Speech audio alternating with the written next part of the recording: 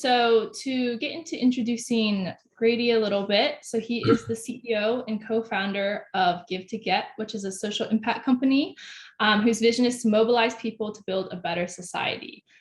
So Grady graduated from Princeton University with a degree in Romance languages and literature, and then briefly after moved to Telluride, Colorado.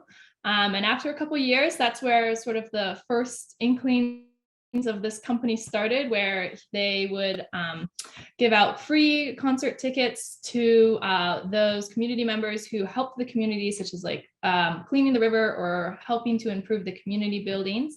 And then over many years, this company has grown and expanded to be the company that it is today, Give to Get, that works with pretty large corporations or organizations such as Coca-Cola or even artist Drake, to define, develop, and deploy social impact campaigns and events all across the world and in 21 countries right now, I believe. So that is really amazing. And along the way, Grady also did receive his MBA from UCLA. And so I will get this started by just asking some, kind of open-ended introductory questions about his journey. And just to preface this, I talked with Grady a little bit last week, and he has a very, very interesting journey. So please feel free to ask anything you would like to know more about. So to get started, I was just going to ask, tell us, a little bit about Give to Get in your own perspective, and why you wanted to start a social impact company. Well, appreciate being here. I love kind of talking to people who are kind of getting onto this road. I did not start out to create a social impact company. I started out doing this because I wanted to go to good concerts and I wanted to produce concerts that I wanted to see. And when we were in Telluride, there was just an interesting way to do that, was to get people to volunteer for tickets. So they couldn't buy a ticket. They had to go out and kind of earn the ticket. And, the vibe of those shows, this is in my 20s, right? So the vibe of those shows was so awesome. We'd get the town was about 1,500 people. And so the whole town would come and we would put the show on a main street. And it was such a block party feel for that small town that we just kind of wanted to do more of it. There was this was, not to date ourselves, but this was 95, 96, 97. Social impact and social entrepreneurship was not a thing. We organized as a nonprofit because that's what we thought you had to do. And so we would go around trying to find foundations to give us money, but foundations, turns out, don't give out money for Snoop Dogg concerts. So we had to kind of, it got difficult, but we took it to Denver and we took it to Boulder and throughout Colorado. But in the late 90s, I kind of decided that I couldn't make it work anymore. And so I went to business school to try to figure out the next move, right? And then 9/11 happened. And so, I got into the film business out there, and I spent about 5 years making movies with Tom Cruise and Paul Wagner, which we can get into if you want. But at the 9/11, when that happened and we were in LA, everyone was kind of frozen at that moment. Nobody knew what to do, or what they should do, what they could do. If you were in New York, you had things to do. You were bringing water downtown, you were helping, there was just an all hands on deck feeling. People were driving up from Texas with barbecue trucks. I mean, there's a lot of action, but in LA, we just felt frozen. So I got together some business school friends and my old partner and some film school friends, and we said, let's give people something to do. So we dusted off this idea of volunteering for tickets, and we started it as a for-profit company, and we can get into why we did that. But we sold it to a brand, Boost Mobile, and we did a show at Radio City Music Hall in 2005. And so, so the reason I'm still doing it is just either I'm the smartest person or the dumbest or the most stubborn, that is for sure. But when we started doing this was a $0 industry. And now just probably the S of the ESG market is maybe $40-50 billion a year in spend. And so we've just kind of come on as the tide was coming in, right? And it was I just thought it was cool, frankly, and it was fun to work on.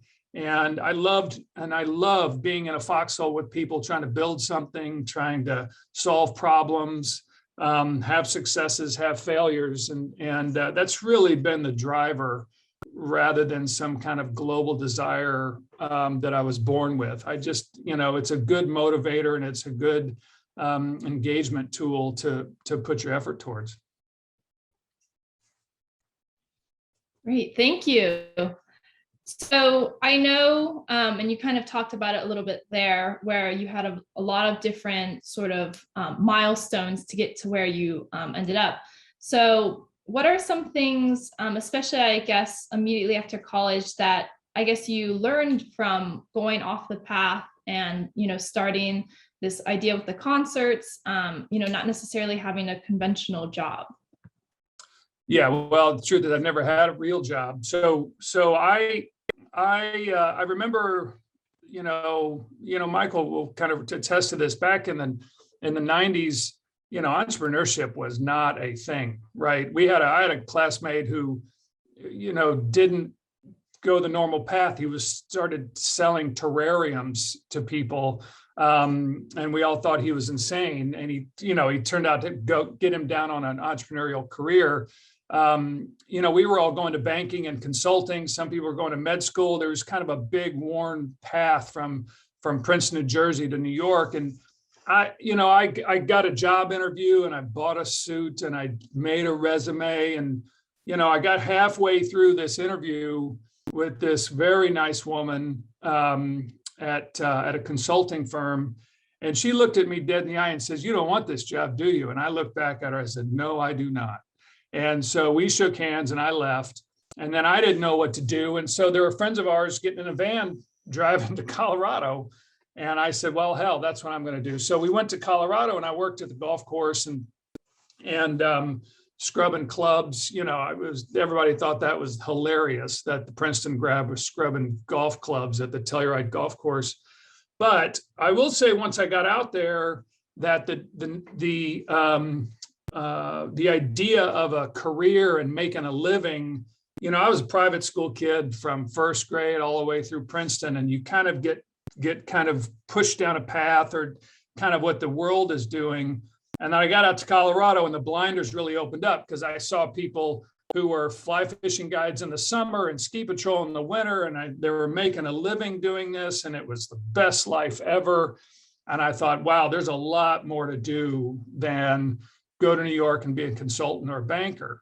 And so it just kind of, when you're out in the woods, like you are in Telluride, you just start to piece things together and do it. And it showed what's possible. I think now that path is a little more option. There are more options now coming out of university and the like. But it was really showing me that there's a different way to go. And then all bets were off. And then then we just kind of got on the road we were on.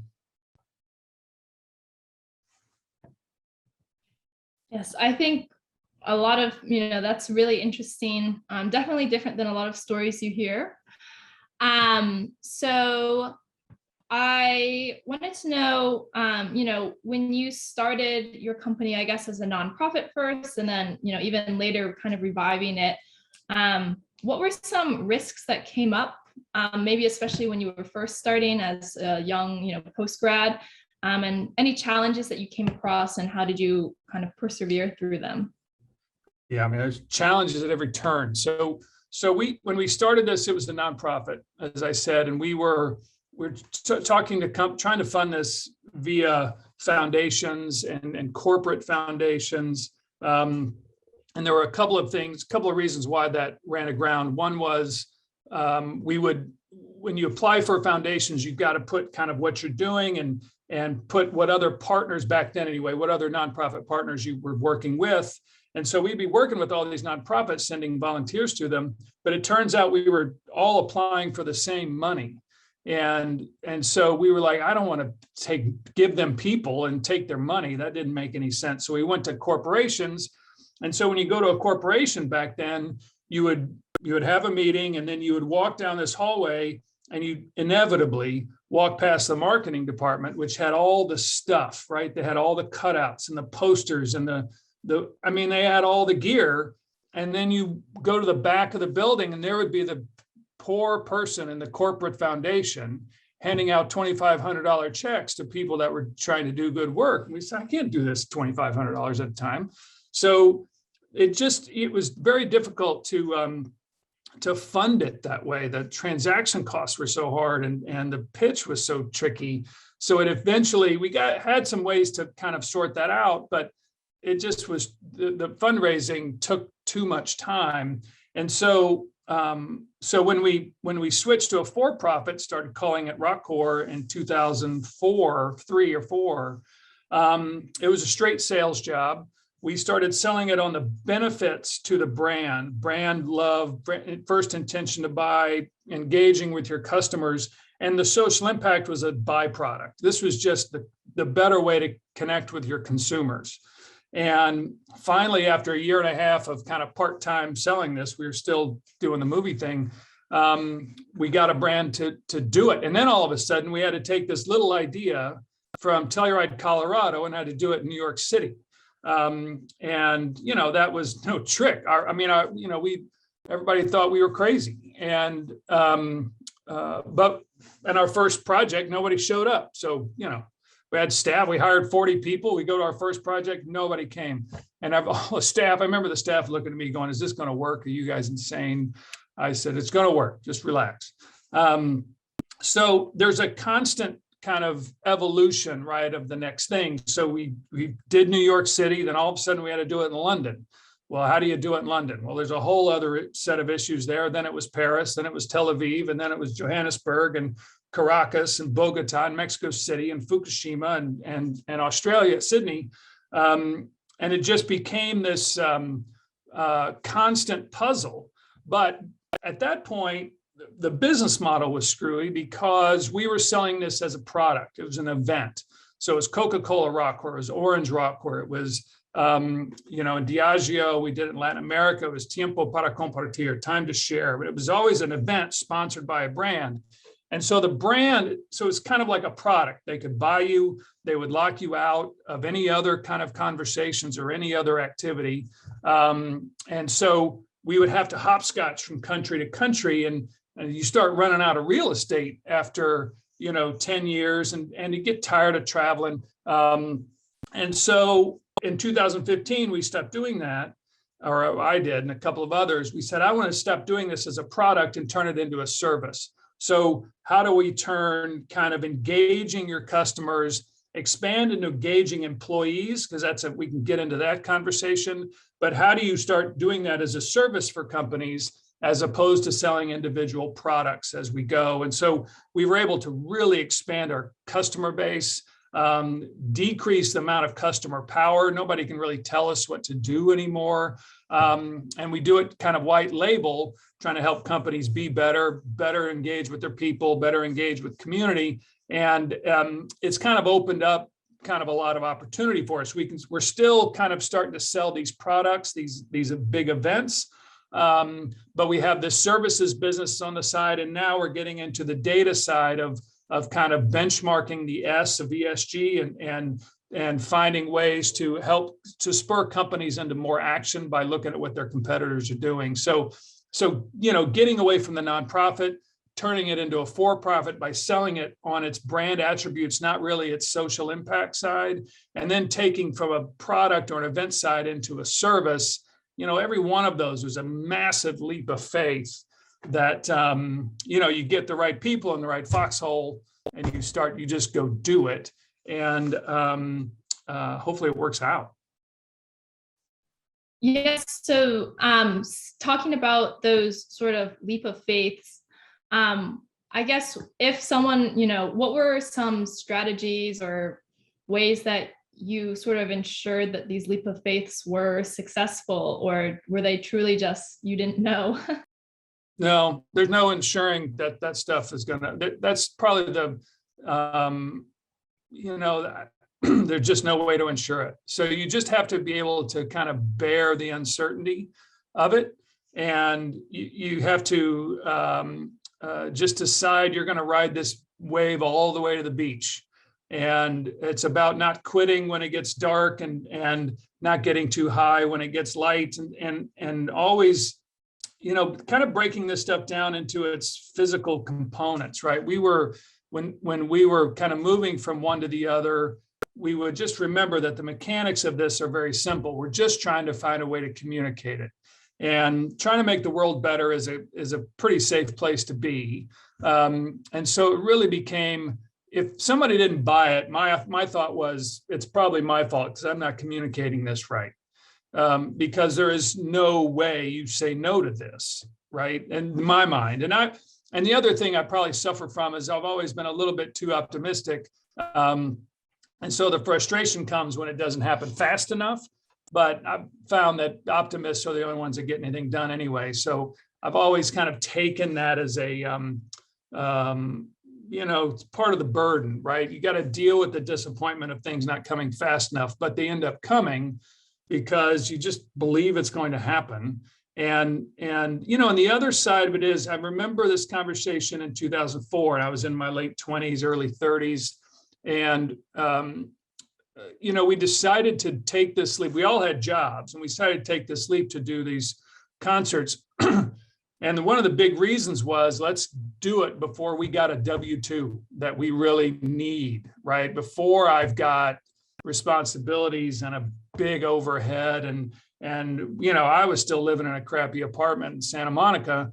I had room to make this move. And I just, my cost of living was low and my responsibilities were low. And so that's kind of when those are the good times to take those leaps. Even if the specific leap doesn't work out, it takes you somewhere different, and something else works out. So, if you can bear it and persevere through the down, that's probably the biggest kind of trait for success, is just plain muscle and perseverance. Thank you. That's great advice. It was funny when you were recounting the journey from college to Telluride and talking about the more traditional path. I was thinking about our mutual friend in Telluride who was on a path to med school, Mr. Colin C.K. Wells, and then got into the Bloody Mary mix company. I think that was my first angel investment. Oh, really? I didn't know that. Bloody Mary mix. Yes. Nice. I probably have the stock certificate somewhere. It may. Sure. It's nice to frame on the wall, like many startup journeys. Correct. Things can be challenging, but a shout out to the ever inspiring Colin C.K. Wells. He was another reason, frankly, he was out there doing his own thing too. And, the more people you're surrounded by that do that stuff, it just makes it more real and more possible. So he was definitely a brick in that foundation. Well, it's funny, this. I might even step. I was about to ask you a question about the decision you had referenced, and Veale, maybe you can follow up. I just see that she posted a question to me in the chat to ask you about the structure of a organization or a company to try to make an impact. I mean, you referenced the original decision to address this opportunity by structuring yourself as a nonprofit organization.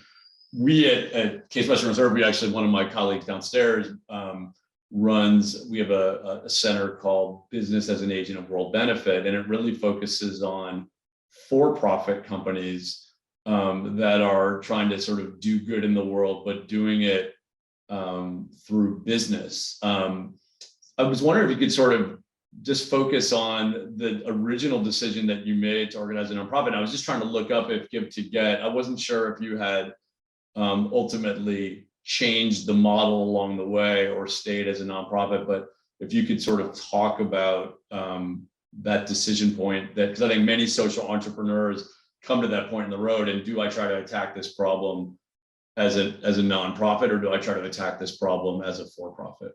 Yeah, so we're a LLC. So we went from the nonprofit in the 90s, but Rockcore, when we did in 2004, became an LLC. And the interesting thing was, again, the world's a little bit different than it was then. But back then, it was I don't know, if you're going to do something positive in the world, you were a nonprofit. There was no, it wasn't, there wasn't a lot of discussion to it.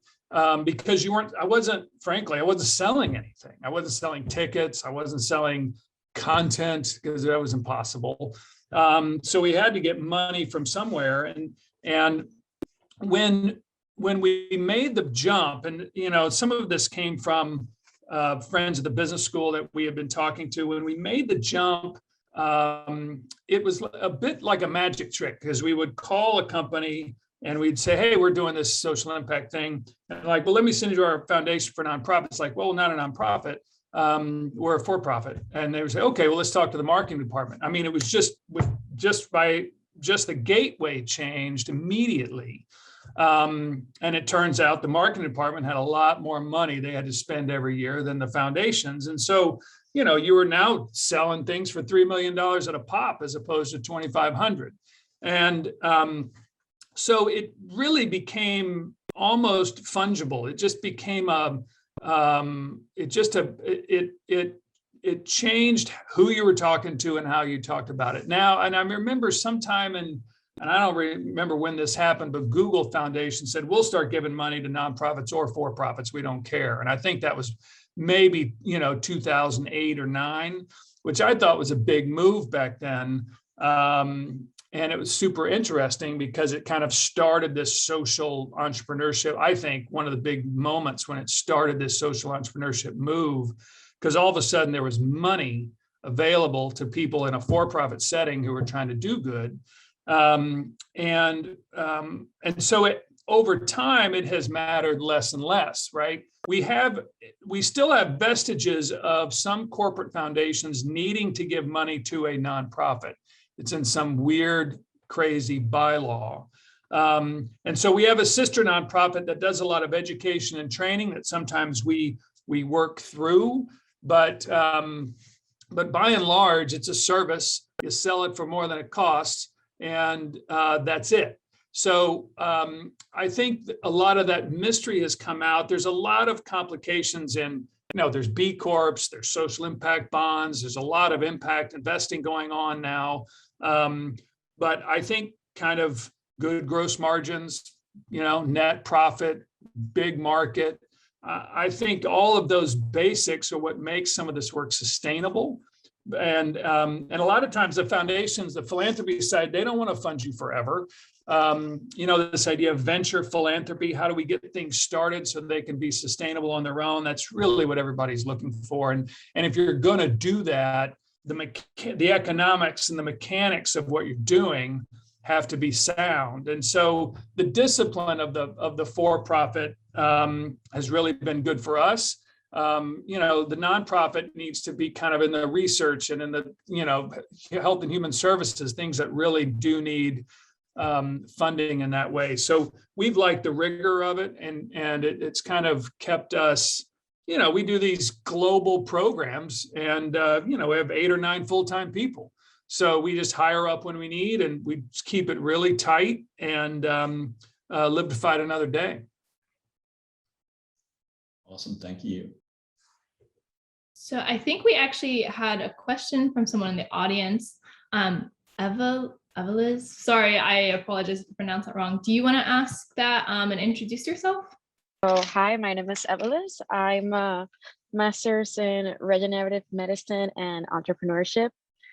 And I'm interested in finding out how you created a social impact company, and essentially how you are exacting social impact, because in the future, I would be interested in trying to create a company that is able to create, because I know that sometimes when companies are growing, when they have like overflow of cash, like they can choose to use that profit overload to just like use it for charities or nonprofits and stuff like that. So essentially, I would expect like reaching out to companies that would have that extra cash in order to then translate that into programs that could further young people, the higher essentially improving the access of higher education for underrepresented minorities. And I would like to learn how it is that your company was, where exactly in the social world are you exacting an impact? Because right now, that's, since I got a little bit late into the talk, I don't know if you already discussed that at the start.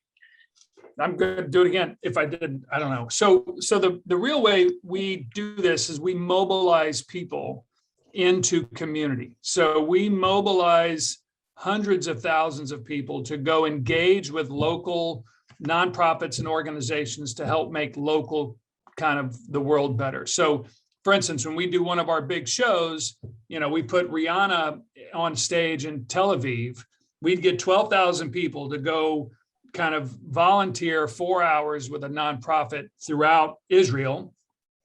And people would get introduced to these nonprofits, figure out where they could exercise their power and their civic kind of muscle. And then we would celebrate it with a big show. And then about 30 to 40% of them would go back to the nonprofit without us. So they had a good experience. They found that we're better together, right? And then they go back and do it again. And that's really the cycle. That's the impact. It's a more engaged populace. It's a more engaged consumer base, employee base within a community. So that is the big marker of what we do on the impact side, is mobilizing people to go do things. And not just click and share. You got to click and share, but how do you kind of leave the house and go get with people shoulder to shoulder and go do stuff for people? I think, that's kind of our big measure. Okay. Does that help? Yes. So that means your company is geared towards inspiring people to motivate them to help others. Yeah. Okay. That's amazing. Thank you. And also you asked about the kind of when you have extra money and when they have extra, excess profits and they put money into programs, I've found that stuff is not overly sustainable. So we would find companies where we could get into the expense line of the company, right? Where you drive value, where they have to spend that money every year. And it's not just a matter of having a good year or a bad year. It's like, what do they need to spend on? And we go to brands now. Brands need to spend on engaging customers, engaging their, new customers, existing customers. They have to kind of portray themselves on a brand side as people that care and inspiring and engaging. And now they're spending a ton of money on the employee side. Nobody wants to work for an asshole, right? So you want to go, what's your employer brand? So how you engage locally in community with your people is a huge factor in deciding where people want to work. And so now social impact, we're trying to turn it from an act of charity into an act of competitive advantage, right? How you engage with your local community, how you are as a company is now a differentiator, and people are starting to make decisions based on that. So it's not kind of dealing with profits. It's it's the $300 million I spend every year on marketing that I have to spend every year. And so how do I drive value at that as opposed to kind of foundation money or profits?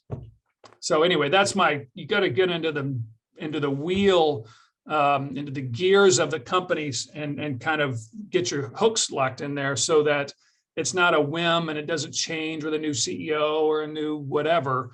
You get into the mechanics of the company, and then it becomes a much more stable kind of relationship.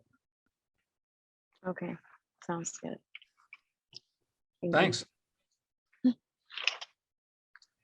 So I think next I see that Julia has her hand raised if she'd like to introduce herself and ask a question. Thanks, Megan, and thanks, Grady, for being here today. We're really happy to have you. And it's great to actually meet you now after corresponding over email a little bit. I'm really curious. You've been talking a lot about kind of how the world was very different when you started Give to Get as to where it is now in terms of people's appetite for environmental impact and social impact and all of those things. And just as someone in the business, I'm curious if you feel like the rise of the environmentalism movement and everything has impacted how people approach social impact as well, and where you feel like that intersection has changed the game for social impact companies. Yeah, well, I do. I kind of followed, if you can, I'd be interesting, and I've threatened to do this and I haven't, but this idea of the local food movement. Remember, I don't know, about 10, 15 years ago, this is the 100-mile diet. Don't eat anything that's not within 100 miles of where you are, right? And it was about kind of farm to table, and it was trying to lower the carbon footprint of the food supply chain, and it was eating healthier, but it was really about local and farmers markets and the like. And I think, there was a time when, the United Way, the plan was in the 80s and 90s, let's just give money to the United Way. They'll sort out what to do with it, right? The transaction costs of trying to figure out how to give money to a local nonprofit was too much for any company to deal with. So they would run fundraisers, give it to the United Way, and nobody got fired for giving money to the United Way, right? But over time, people, I'm in the business. I couldn't really tell you what the United Way does actually. And local nonprofits started to get really savvy about selling a local story. And so I think social impact went from, has moved kind of much more local. I think geography is starting to matter again, right? You used to send money to starving countries, and you would adopt a child for $1 a day, and which was all fine. But it turns out there are people in your town that need help, right? There are people, the kind of the development people, the social impact people in Africa was like, we don't need your money. I need some expertise here. I need, local solutions for local problems became a real big deal. And this idea of colonial social impact started to have a bit of a stink on it. And so I think, it's that act locally, think globally idea has moved into the social side of this equation, over the last generation. And I think is super helpful and engaging because I'll just give you a quick example. We do work for Apple, kind of doing their global employee engagement stuff on Martin Luther King Day, sometimes on Earth Day. And for a while there, these global companies in Silicon Valley said, hey, we are a company of the world, right? We have customers all over the world. So, the fact that we're here in Cupertino is nice, but we really see ourselves as a global entity. Well, the challenge was they were stepping over homeless people to get into the office, right? And so all of a sudden they said, well, wait a minute, we actually live here. We actually work here. And now Apple's committed $1 billion in kind of land and money to help homelessness in Northern California. So I think a lot of companies are starting to see where they operate, talk about their social license to operate, which used to be just in the environmental side when you get into mining and the extraction business, right?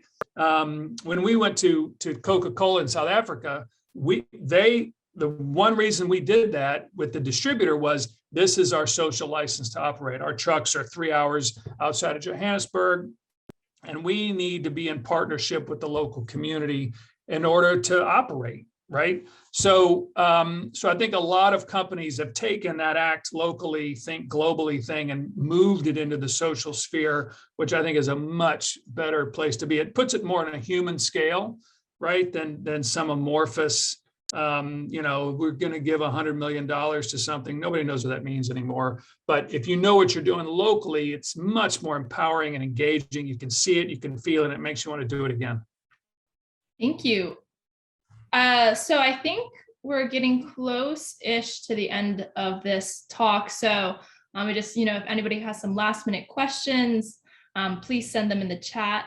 And so then I guess right before we end and we wrap things up, just I know you've given a lot of great advice, but any sort of remaining advice that you might have for students or anyone who's interested in getting into entrepreneurship and startups, maybe afraid to take that leap of faith that you're talking of, or anything?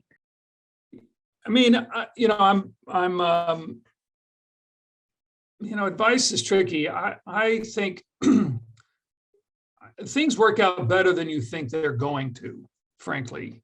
They might not work out how you think they're going to work out. That's almost a guarantee. They won't. But I think the world is ready for ideas. The world is ready for people from untraditional backgrounds to do untraditional things. I think there's a general irreverence in solutions these days, which I think is very good. There was a while there where tradition was starting to get in the way of social solutions. And like, this is the way it's always worked, kind of that nonsense. And I think, frankly, the kind of old white man, which I'm becoming one, is starting to move aside. And I think there is a rising generation of people that aren't asking permission to help or to do what they want to do. And I think that kind of breeds its own form of bravery. I think the advice to give, is kind of mechanical, but it's the truth, is keep your overhead low, meaning your life overhead, right? Keep your lifestyle low, because it provides you freedom and flexibility to do this while you can. If you want kind of a big, heavy lifestyle, this is not the way to go in the beginning. You got to live like Bedouins in a tent that can kind of get wrapped up and go to the next spot, right? Because you don't know how this is going to work out. When we were doing this, Toby and I, we would live together. The pantry at the kitchen was the supply closet. We were working in the kitchen, and we'd, relax in the living room. So the big key is to start while you got no overhead, because you can make better decisions, frankly. You can take bigger risks. And I just think the world is a lot more open than it ever has been for this kind of thing. Competition is higher, but there is this is not a thought experiment, right? You cannot read books about fitness and get stronger. You have to go to the gym. You got to start running. If you want to be a better writer, you got to write. If you want to be a better basketball player, you got to go shoot baskets. If you want to kind of be an entrepreneur, you just have to begin. And the path kind of reveals itself over time. And you may bail on it at some point, but the lessons are huge. And you'll never get the other opportunity to do it. It's just as I said, I've never had a real job. I've worked at a ski company, a golf course, a social impact company, a movie company. And most of the time it's been working for myself and with my friends, and something, I would never kind of take away or regret. And so if you have half an idea, if you think you'd be half good at it, that's enough, right? There's a professor, I'll leave you, I'm happy to answer questions for as long as you want, but there's a professor at UCLA who described entrepreneurship as, standing on the train tracks, watching that train come at you, and sticking your hand out to stop the train and knowing that train's going to stop. And that was a feeling of it, right? That train is bearing down on you, but it's going to stop. And, I can say it and you can believe me, but you don't know until you're on the tracks and the train is coming at you. So just do it. And the world will open up. The world will say yes more than you think. That is really great advice. Thank you so much for speaking today. I think there might have been a couple other questions, but we are running out of time now. So I'm going to hand it over back to Professor Goldberg to wrap things up. But thank you so much for speaking with us today. Yeah. Well, that was fun. Is that your parenting approach too, to tell your kids and to stand in front of the tracks? Yes, I go play in traffic. We say it all the time. Totally. I got to tell the Goldberg kids to go do that. This is a lot of fun. I've gotten to see from afar the Give to Get story, and it's great to hear the update and the progress we've made. We didn't even get into how upside down your world, like all of us, particularly your world, given there were not many concerts over the last 18 months. What that has meant, but I'm sure as we That's all another day. As we all start to gather back together, and gutting these things out, and that process is hard. Thank you for joining, Megan. Thank you so much for moderating today, and it's great to see everybody. And we look forward to seeing you at a future event. So have a great day. Excellent. Thanks, Megan. Thanks, Michael. Bye-bye. Take care. Thanks, Grady. Yeah.